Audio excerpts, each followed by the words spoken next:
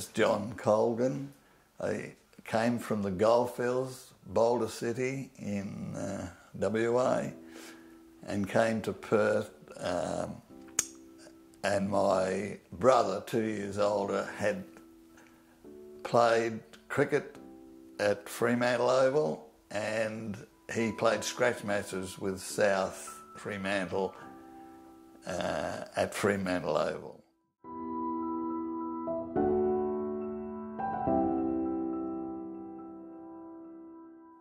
The Goldfields people and the South Fremantle people were similar people. A lot of the commonness work-wise, you know, they came to Perth and they worked on the wharf and things like that.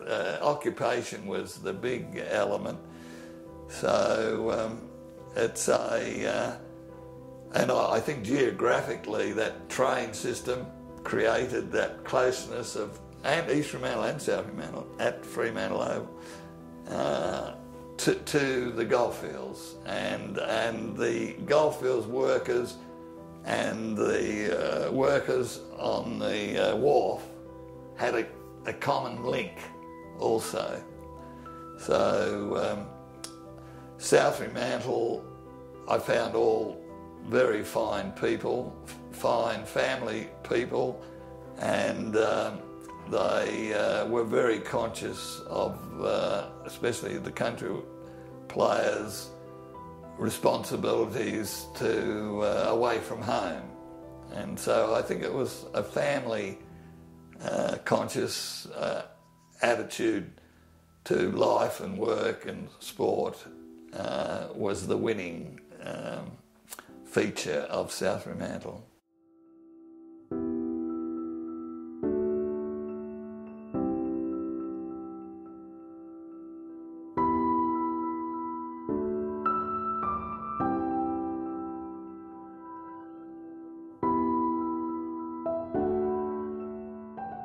But I had a way of playing which was quite different, and I remember I came in the middle of the golden years when they had played in 9 grand finals and won 7 premierships. But the second year I'd come down by train and run down and get to the Oval and train. And Bill Collins, who was president of the club later on, and he was chairman of selectors at this time. In the second year he said, "John, you going home?" And I said, "Yes." He said, "I'll give you a lift home and have a yarn." And I was boarding at the Calders, and Mr. Calder I never met. He was killed in the war, but his widow and the boys played football here with South the Calders, and another uncle and related played here. So I boarded with them, and that was family as far as I was concerned. But this Bill Collins, he took me from the Oval here, and it only took a minute and a half to get there, and I opened the door and I said, "Thanks, Mr. Collins." And he said, no, I want to have a yarn. So he had a yarn, and he said, "John, you are the player of the future." This is chairman of selectors, the greatest side in WA, and he's saying to me, just after 2 seasons there, that I'm the player of the future. And amazing. But I was different. I could read the play, I could anticipate things to do. I would picture him on the wing, I'd play. I would picture in my mind 2 targets. If I can grab the ball at the centre bounce and handball, if I could grab the ball and kick it, 2 targets in that hemisphere, and if I could grab the ball and break away, 2 targets in my mind of this enormous sphere of football, and I had those in my brain. And so when I went for the ball, I just got it and delivered it in one action to depending on how I got the ball.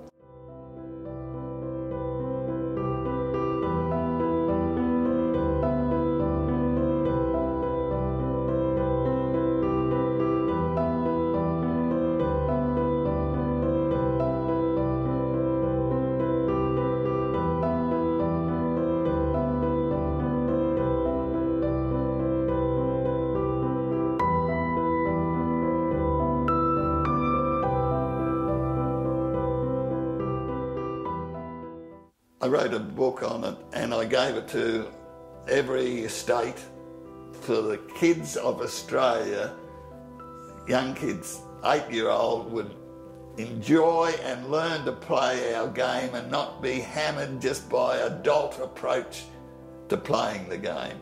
And the Victorians eventually took it up and they called it Auskick because they had to compete against other codes.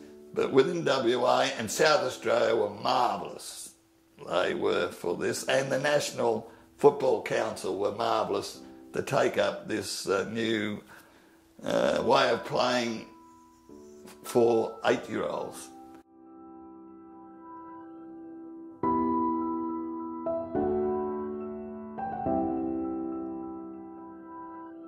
So that's one of my proudest achievements, and it was South Fremantle that allowed me to do that. I never won a fairest and best ever. None of those individual achievements. The Sandover medal, Steve Marsh won one year and he got 30 votes, 2 votes in the Sandover medal. Well, I was the next South guy on the voting and I got 8. But I never ever got fairest and best anywhere in the football scene. So, but it wasn't a worry to me because I had sheer enjoyment in playing the game, and South Fremantle enabled me to express myself in the game of football I loved. In '51, I played in the grand final. One year, only game I missed of the year was the grand final, but I don't know which one it was. But I played all the other games, but they only count the one that the grand final day. But that's by the way. But in 1951, South Fremantle won the premiership in the golden years, and this brings things into life. The next Saturday, Collingwood were over here, and we played Collingwood at Subiaco. We beat them. Next year, Collingwood won the premiership in Victoria. The next 52, we won the premiership, and Western Bulldogs came over, and we played them the next Saturday, and we beat them. They went back and won the VFL grand final that year. So this brings into, I'd like that history to be recorded, in that brought into in the Victorian scene, we were this champion side within the WANFL or WANFL, had won premierships and what have you, but this loaded on the Victorian element that we were up there with the best in Australia.